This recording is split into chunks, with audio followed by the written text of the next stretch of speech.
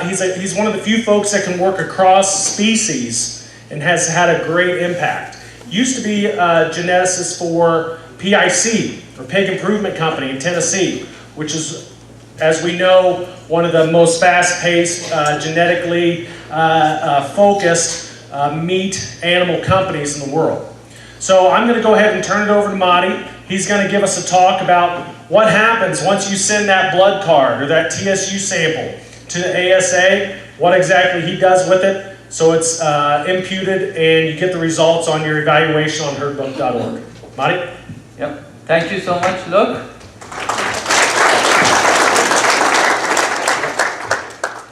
First of all, I would like to congratulate the 50th anniversary. It's really great pleasure to be here at this time, at the 50th anniversary. Really my honor to be here. Thanks for organizer. And I'm really grateful for being part of this history or journey that ASA had for the last 50 years. I actually joined ASA officially 2 years ago, 2.5 years ago. But I was working with the ASA and many others during my postdoc, probably 6-7 years ago. So today I'm going to talk about DNA. What happened when you start taking samples from your animals up to once we return you genomic enhanced EPD. But before that, I want to talk a little bit about my background and how I connected the beef industry and actually the history of Simmental and the beef genetics. So I did my PhD with Dr. Nejati Jabarami. You may not know him. He's not famous in the US, but back home he's very famous. Professor at the University of Tehran. He did his master with Dorian Garrick when he was at Massey University in New Zealand. And then Dorian recommended him to go to work with Charles Smith, who was graduated from Iowa State University and was a professor at the University of Guelph in Canada, and doing his PhD with him. And many of you may not know that Nejati was actually the first person who introduced genomic blood. His paper published with Smith in 1997 Journal of Animal Science, talking about how we can use DNA marker to replace the relationship, pedigree-based relationship for genetic evaluations. They come up with different terminology. They call it TAR, rather genomic blood, but actually it does same thing. It was probably 12 years before once the American Simmental Association they started, or USDA started implementing genomics daily. So that's why during my PhD I did some genomics work in the dairy industry. That time it was not actual genotype to work with. So that's why I did some simulation and thought, investigate how we can improve genomic model if we sometimes we have access to that data. So proud of being working with Nejati and Charles, and which he was PhD student of Jay Lash, and today Dr. Pollack talked about Jay Lash, which is now known as the father of modern animal breeding in Iowa State. And again, I did my postdoc. I came here in 2010 at Iowa State doing my postdoc with Dorian Garrick. And since then, I was working with the beef industry.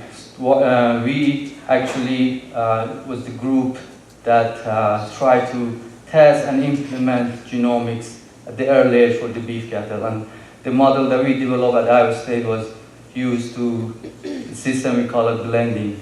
Today we are saying, oh, this is not as good as single cell, but that was early development of using genomics in the beef industry. So proud of being this pedigree connect to J-Lodge. You may find some inbreeding, but that's okay.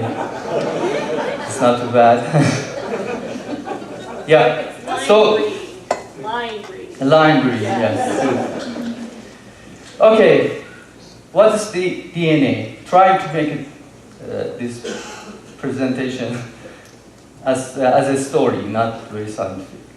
DNA is actually a very long molecule in the body that exists in each cell of the body, and it's located in the nucleus or seed of the cell. As you can see, this is if the cell, this is nucleus, and this long molecule is there. How long it is? If you take, it's very fold molecule. If you take it and stretch it out, it's about 6 feet long in each cell. Imagine the cell is just micron, but that long molecule is located in that nucleus of the cell. And if you put those DNA strand a long way in a human, like how many cells we have, and put them together, I guarantee it can reach the moon. So that's how long it is, this molecule. What it built from, it has simple component. It includes sugar. Interesting, it's sweet. It's like here I showed the 3D dimension, but it's actually like a coil or split ladder, okay? And the side of this ladder consists of 2 components, sugar and phosphate. Phosphate, you may find it in Coke or Pepsi and drink, okay? So it's very sweet ladder. And this step of the ladders actually built from only 4 components, they call it A, C, T, or G bases, okay? So that's all what the DNA built from. Sugar, phosphate, and bases, 4 different bases. And in cattle genome today, like the golden top, we have about 3 billion base pair, because they come as pairs. One base here paired with another one and along these 2 or zipped series. So we have 3 billion base pair along one DNA in one cell, and that's replicated in different cells. So what the DNA is used for? DNA is actually the map for building the proteins in the body.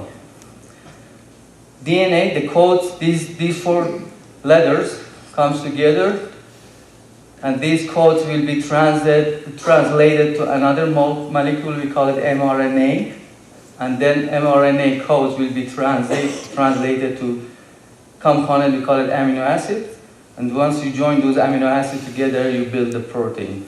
And we know that the protein do everything in the body. Every trait you see is coming from protein, because enzymes, hormones, muscles, everything is from protein. So all the body and the trait you see is actually mapped by DNA. And that's how the heredity is controlled.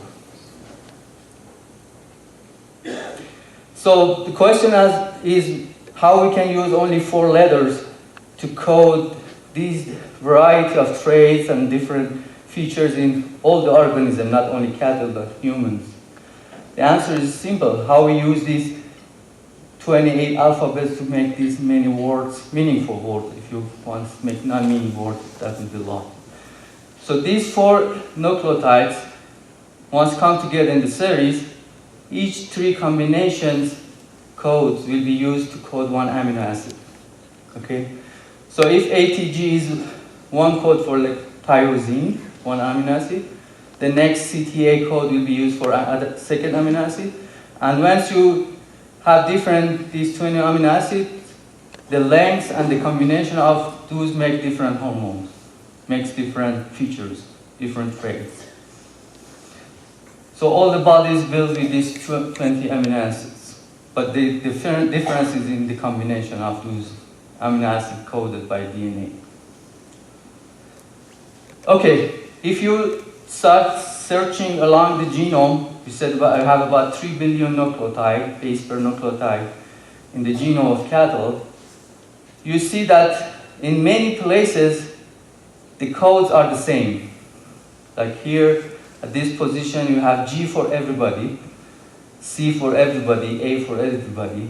But there are some places that the codes are different. Somebody has A code, some has G code, some has T code. And what happened once the code is changing, we just said, if this ATG code changed to ATC, for example, that code for different amino acid and could make different proteins. So that's the difference that make difference between humans, cattle, and difference between different breeds, different, even within breed, different trait, different production levels, comes from differences in these. Most of those comes from these differences at the places we call it single nucleotide polymorphism, or SNP, because they change the code for amino acids and protein. Some of these SNPs have big impact. They're very vital. So changing the code can change the life of the protein, or the production of protein. For example, this is one example, that changing one amino acid can change the physics of the protein, which make it unfunctional. This is a SNP that causes sickle cell anemia in humans. Just one SNP, one code change. You know about the horn and pooled mosaic, we're talking about that. This is one SNP that changed to how the bull has the horn or not be pulled. We have one SNP to change the coat color, black or red. Okay? So some SNPs have big impact, especially for those related to disease or the black color. But how about marbling? How about winning weight? There is not only one SNP changing that. For those, we call it quantitative trait. Usually we have many SNPs affecting that trait.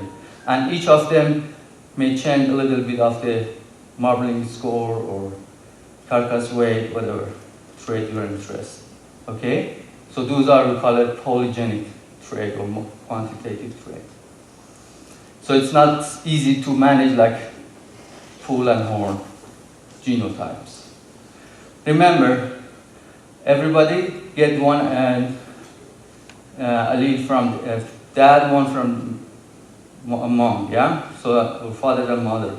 So if there is a SNP in the genome, there are different alleles, you can have different combination of those. That's why we call it homozygote pooled or homozygote black. So here there is one SNP, you have AA, AT, or TT. That's why you can have 3 class of genotype for that SNPs. So each individual may genotype has different, one of these 3 combinations. And you see the other codes are the same. Interesting, from that 3 billion, the difference is only less than 1%. The difference between humans and monkeys is less than 0.1% and different in these SNPs. All the genomes are the same. That's how a little difference makes this huge change. Okay, so technology evolved. Once we talk about genomics, it was expensive to genotype SNPs. I mean, I had colleagues that they're looking for 1 SNP, 2 SNPs, and as a Ph.D. I was hoping I can get access to 10 SNP, genotype for 10 SNPs, so it was very expensive that time. But when I started my postdoc, first day Dorian gave me a genotype file of 3,500 animals with the 50,000 SNPs, wow. That file. And I was in the sky. I was just flying how wealthy or wealthy student I am that I can work on this data. That's why I put most of my time doing research and public the result because limitation we had to access the data. Anyway, this chip that came to the market, they're talking about 50K. When I say 50K, it means from that genome that has 100 million, GeneSeq or Illumina or other lab companies, they selected 50,000 of those and put it in the panel they call array. So each of these locations actually has 50,000 SNPs for each individual. And I asked GeneSeq if they can do a favor and give us some of those SNP chips so you can see you can touch it, like how those may look like. So Just I give you some so you can pass back once it's, yeah? You can see and pass it back, yeah? So these are SNP arrays.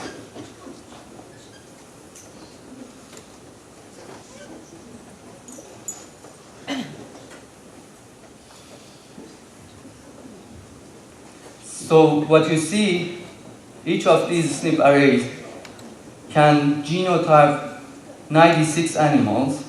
So each spot has for one animal. And each animal is genotyped for 50,000 SNPs. That's huge of information coming from this little piece.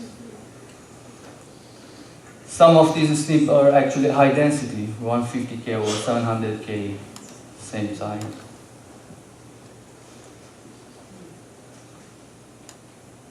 Okay, so what we use these SNPs, how we can use that information in our genomic enhanced EPDs. Okay, before doing that, let's look at what's the background of the genome. We know that we said some of those SNPs can change the marbling score, some of them can change winning weight and yearling weight, and we don't know which one they do, because there are 100 million, we just pick 50,000 by chance, okay? But those that are actually changing is actually making breeding value, difference in breeding value, yeah? Here is an example across the genome, that the breeding value is actually the summation of these SNP effect across the genome. If you know which SNP changing the trait, and if you sum up those, you get the 100% accurate for breeding value. And if you have it, that would be EPD, yeah? And this is 3 bulls, and you see they have different breeding values because they have different SNPs or different combination of those alleles. But interesting, this is good comment, I borrowed this from Dorian. The below average bulls may have some alleles that better than the average bulls or top bulls. But the combination of them become average bull or below average. But if today we don't have technology to manage that, how we can inherit this, but this is interesting, what's going on. Okay? So if I know the SNPs that causing difference and put it in this panel, then when I use the statistic or regress that breeding value based on the SNP genotype, I said you have 3 classes of genotype for that SNPs. You get perfect regression that show how better are this combination versus this combination, and this what should be the middle of that. This is the regression of breeding value on the SNP effect. But we don't know today. We just pick 50,000 out of millions of SNPs and put them in a chip. And we hope we can get some information of that, how it works, how we can, if they're not changing the right SNPs, how they can be useful. The answer is that you can find the relationship between those SNPs and the actual causing SNPs. That relationship, they call it linkage disequilibrium. And how it works, assume that this is your SNP, one of these 50,000 SNP, you have it in the panel. How that marker or SNP correspond with the actual SNP changing the trait. You see, if for animals that are heterozygote AB, they are actual heterozygote at the actual SNP. If they are homozygote VB, they are homozygote for the bad allele, and if they are homozygote for A allele, they are homozygote for good allele. This relationship is perfect. Even this is not actual SNPs, but because they match well the status of this genotype with the SNP effect, that it can capture that information from that actual gene. That's why these 50,000 markers, they may not be actual genes or SNPs, but because they are close to those actual one and they have some relationship, they can get information, but they are not 100% accurate. That's why your accuracy is not 1. So that's why once you do regression, if it's in good relationship, you get close to 1 relationship. But if your SNP is not lose relationship, your regression tends to become flat. And for those that doesn't have effect, that would be actually 0 regression. That's why Dr. Golden talked today, this morning. Out of those 50,000, you may find many of those, they have no relationship. They're 0 effect. But some of them are informative. That's why we use them for production. Okay, this was the regression of these SNPs on the trait or phenotypes was actually the bone of the exercise we did once we did blending approach. The exercise we call it calibration. We estimate effect of each SNP by regressing them on the trait. And those that come as no effect or 0, put them out. Those that come as effect, we sum up those effects, and that's why we get molecular breeding value or MEPD. But today we're talking about single step. It's about just putting every information together, but we use the same idea. We do regression. Same time, we use those SNP information to regress on the trait and estimate marker effect. So some of those SNP may have big impact on the trait, some may have limited impact. But there is another approach, a single step that we talk, that implemented in Angus. They use that information to adjust relationship, they don't regress. But if the SNP have same effect, you get similar results. But if they don't, there's a little difference. Okay, so the story actually about DNA starts from farm. And you get samples, send it to the lab, and labs have to do, take the cells out of the sample. If it's hair sample, take the root cells, get the DNA out of the nucleus, amplify it because it's limited amount, have to be amplified, and then do that genotyping using panel and analyze it and send the report back. And once we get data, we do some process on reformatting data, putting together, doing pre-imputation QC, doing imputation, we talk about post-imputation QC, and then create a final genotype file that goes to the next step, which would be both genetic evaluation. And both use that genotype file along with the pedigree and performance that the Steve put together, goes to this software and do the calculation and regression and get you the genomic enhanced EPD. I'm not going to talk about this sampling because you are all familiar, but the point is that we thought DNA is in the cell, and these hairs doesn't have cells, they are just fiber.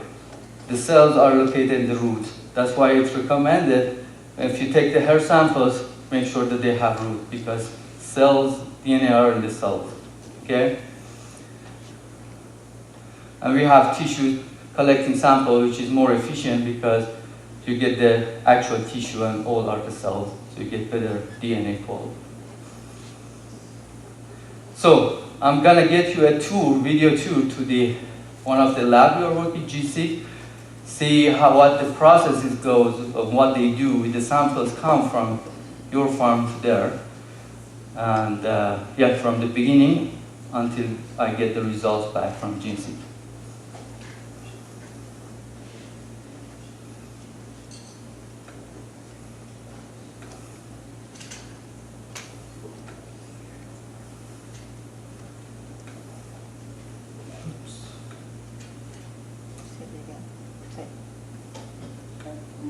Welcome to Neogen Genomics, the global leader in DNA testing for animals. Each day, our lab receives tens of thousands of individual animal samples from customers all over the world. Our lab uses some of the most advanced technology available to read the code of DNA, the blueprint for life itself, to predict how it influences the well-being and productivity of animals and the people who care for them. This tour provides an overview of how this process works. Imagine a family cattle operation that wants to make better long-term decisions about how it breeds its herd. Or a veterinarian seeing a new puppy for the first time. Or a geneticist at a leading university working on better ways to feed the world. For all of these customers, the DNA testing process begins by sending a sample from an individual or group of animals to Neogen. When the materials arrive at sample reception, our group logs every item into our system, giving each a specific ID that follows it from beginning to end. A tool called the Laboratory Information Management System tracks the hundreds of thousands of tests underway. It records essential information about each sample and sets up the testing to reveal DNA encoded in the sample. Think of sample reception like a giant funnel, gathering many thousands of samples each day from many species of animals and plants. The next step involves extracting molecules of DNA from various species cells. The original sample material could be hair follicles, blood, tissue, or even unique items like deer antlers or cheek swabs from cats. In each case, the initial target units are the nucleus of the cells in the sample. To get to the DNA inside the cells, our DNA extraction lab prepares and processes cells from the animal or plant materials. At this stage, we shift from the visible world to work at the molecular level. In DNA extraction, we use chemistry to break down cell walls and free the DNA contained inside the cell nucleus. Special instruments isolate the DNA by binding it to extremely small magnetic beads. While the bead holds the DNA molecules, the chemistry washes away other parts of the cell or organic debris. The result is isolation of a clean, pure sample of DNA. Next, the lab staff place the small amount of pure DNA into special 96 well plates. These plates can hold 96 different animal samples and will be processed in economical batches. These steps, and the many ways that we use cutting-edge science to automate our technology, help Neogen ensure highly accurate DNA test data, fast processing, and affordable services. The final lab steps are setting up the samples to run on advanced instruments that detect specific DNA markers and read targeted sequences of genetic code. First, we take the minute quantity of DNA obtained through DNA extraction and amplify it. This amplification process makes thousands of copies of the DNA. In most cases, the next step is to place the DNA sample onto a chip, or what is known as an assay. This is designed to detect targeted variations in DNA. Those targets help govern how traits are expressed in a living creature. There may be specific parts of DNA that are of special interest. For example, how do some cattle gain weight in comparison to others? Or, what microbes are detected in a food manufacturing facility? Or even, will a puppy be at risk for a health condition later in life and need special veterinary support? There are many, many variations that are influenced by the genetics of the animal. Revealing this variety is complex.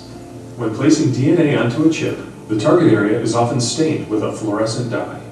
When fed into special instruments, the DNA targets are excited with a laser beam. This reveals delicate changes in the DNA strand and begins to reveal how those changes may be expressed in life. By seeing this data, we can analyze the animal's genetic data for meaningful patterns. These steps rely on some of the most advanced technologies in the world, including those that scientists use to study personalized cancer care in humans. Our final stage involves analyzing the data generated from the DNA instruments. We carefully examine the results from the various scanners and employ complex math formulas to interpret the raw DNA. After careful analysis and quality control, we report the data to our customers. The findings help them make better decisions, whether they're breeding livestock, developing new science for agricultural or forestry products, using preventative veterinary care with pets, or protecting the safety and abundance of our food supply. Neogen's goal is to serve customers by providing accurate, high-quality genotyping data, to deliver knowledge quickly so our customers can make timely decisions, and to serve our clients with fair, affordable prices. Each day we come to work to improve the well-being of animals, to enhance the safety and sustainability of food and agriculture, and to explore the exciting new frontier of genomics. Thank you for joining us on this video tour. You're always welcome to visit our facilities. We love to share how the science of DNA translates into real benefits in our world. Yeah. Thanks, Jinsik, sharing that video too. I think that give you some sense what the process is doing in the lab. And next, I want to show you what the results genotype results look like when they send the genotype data back to me, okay? So once you send sample to lab, they do that process. They send me a couple of files, but the main file, which we call it final report file, is actually lists all the, I think I have, oops. So it's a big file, it takes time. That's why I think I had open version of it. I forget. Yeah. Okay, I have that one. So this is the result I get back from GeneSeq. How they look like. I'm going to put my pointer. There are some header information that talking about what panel do you use, like this is 50K, how many SNPs or markers, like about 50,000 markers, 75, 9 here, that markers are in the chip, and that's number of samples or animals run in that batch, okay? And this is the header information, and what you get for each individual, just pick random file. For each individual, you get, if this is 50K, 50,000 rows of information, okay? That report, those nucleotides I talked about, those SNPs. This is AG genotype, okay, in 2 strand. And this is some measure on quality of those genotypes. And if you roll down this file, you can see there are 50,000 of these rows only for the first animal, and you get to the next animal. Like that. This is the file. And there are some places that the chemical doesn't work and you don't get genotype. We call it as a missing genotype for that marker SNPs. Okay? So if I have like 100 animals here, 80 and 50K, this file about 4 million rows of information.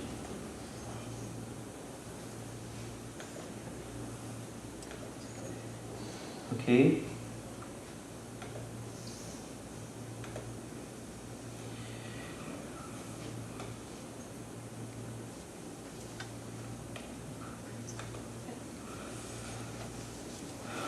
Okay. So we have to reformat that data because we cannot store all of those in one way. So that's why we change it to the matrix format when we put the animals in the row, markers in the columns. That's a little smaller file, but still big. If I have 100,000 animals, working with a file that had 100,000 rows and 50,000 columns for 50K. There are places that are missing genotypes, like this. We talk about density. We have different panels, 50K, 30K, 150K. So once you work with that, for example, if you have 50K genotypes and your genotype animal with the 30K, you mean that you have 20,000 missing genotypes for those other markers, yeah? And that looks like this, fine. Okay, what we should do, how we can use that information all together.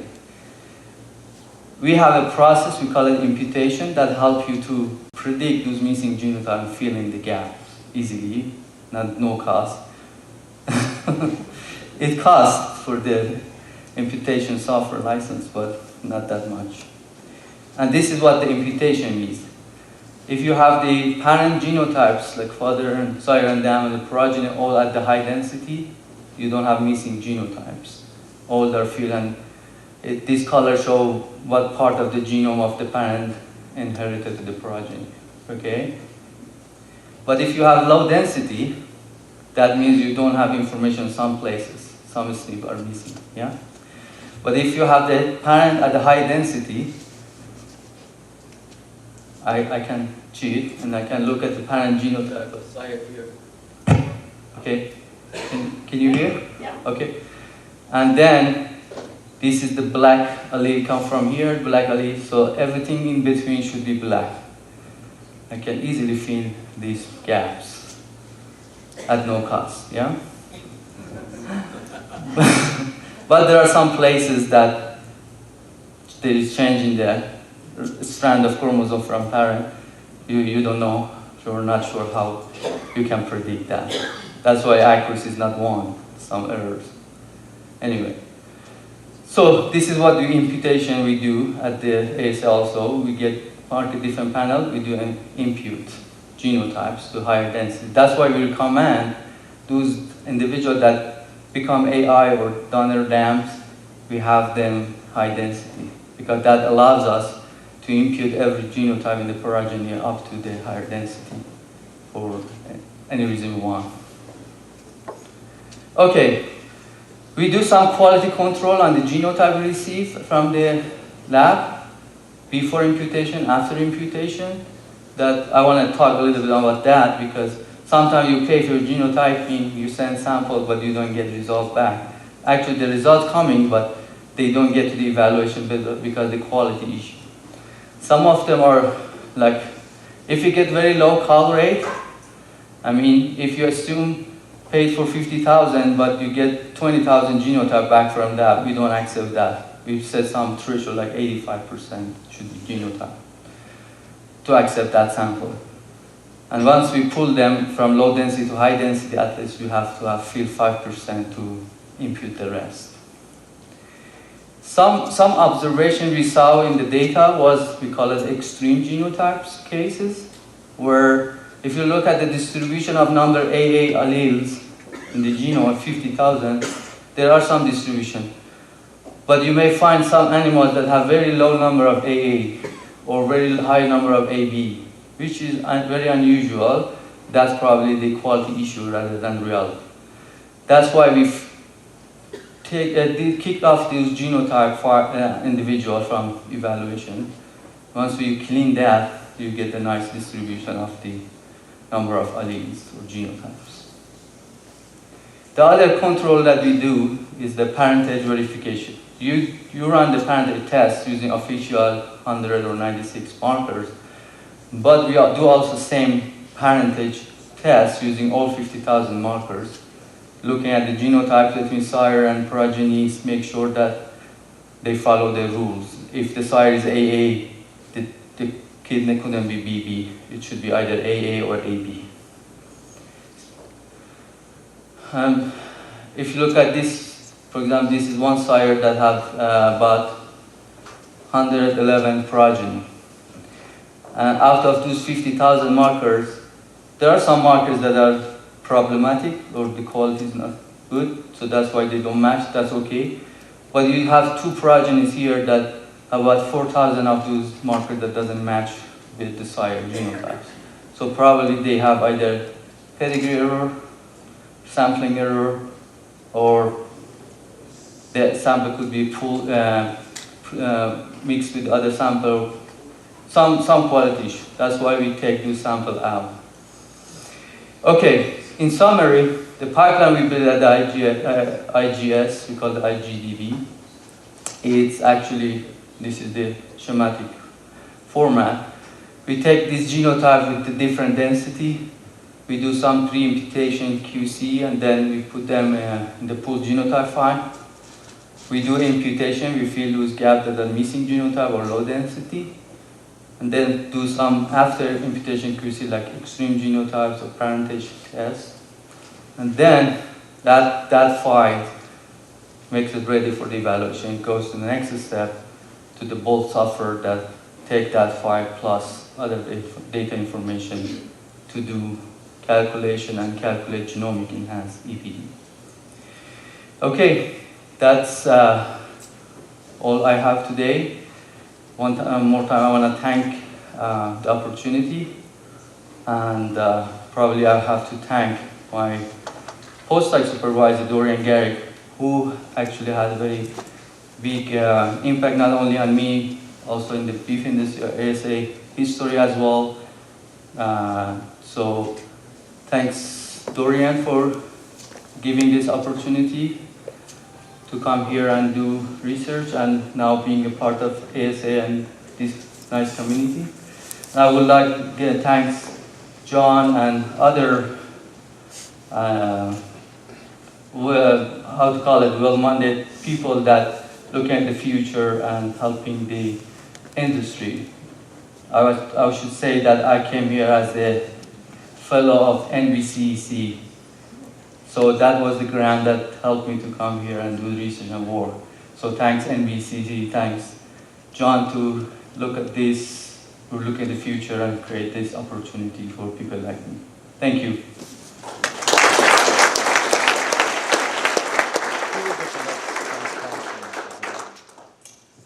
Question? Yes. Yeah.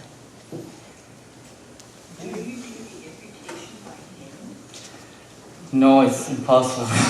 Yeah. Actually, there is my close friend. He developed a software called FMPU. His name is also Mahdi Saatchi. He developed that software in the University of Guelph. That is fastest software to do imputation. So we are from the same country. We do the imputation. Yeah, I use his software.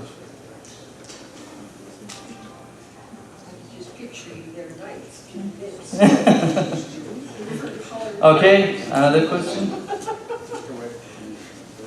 Back there. How will CRISPR affect our industry in the future? Sorry, I didn't hear. How will CRISPR affect our industry in the future? Okay. So if you look at those SNPs I talked that make changes, some of them may have big impact, like those change the horn or full status, or if we can find some SNPs that change the marbling score dramatically, then what the CRISPR technology does, it actually switches that SNP to different allele. I don't have here, but if it's TA, for example, or it is AA and T allele is increasing marbling score or it's full genotype, that CRISPR technology can precisely go that place and change that SNP. That's what this technology does. It's simply change the SNP that you are interested in. So it potentially can have big impact.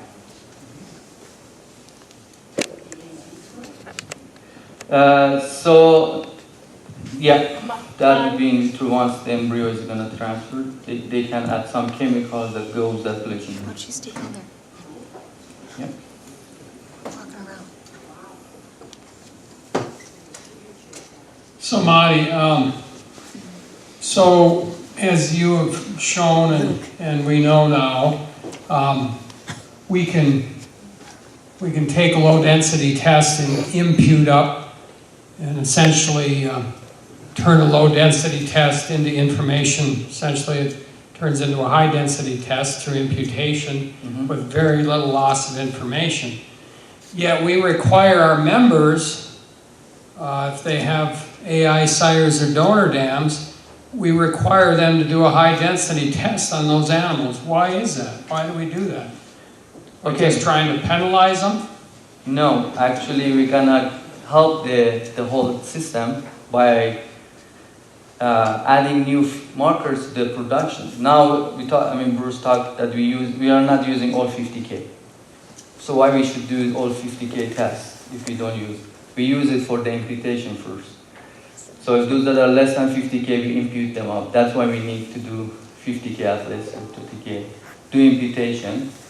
And then we use those markers that are we using for the production may not be imputed or genotype that are missing or not in the low density.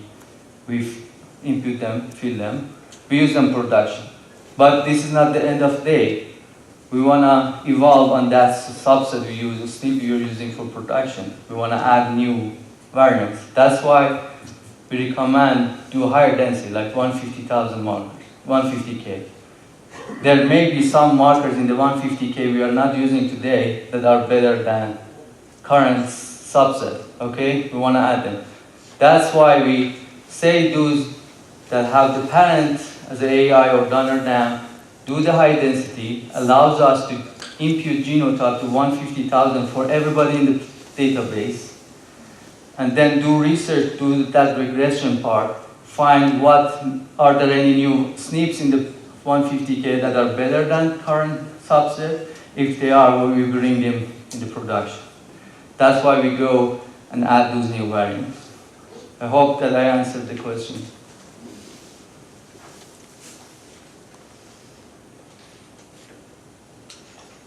Okay. If not, yeah, thanks again. Thank you, Mahdi.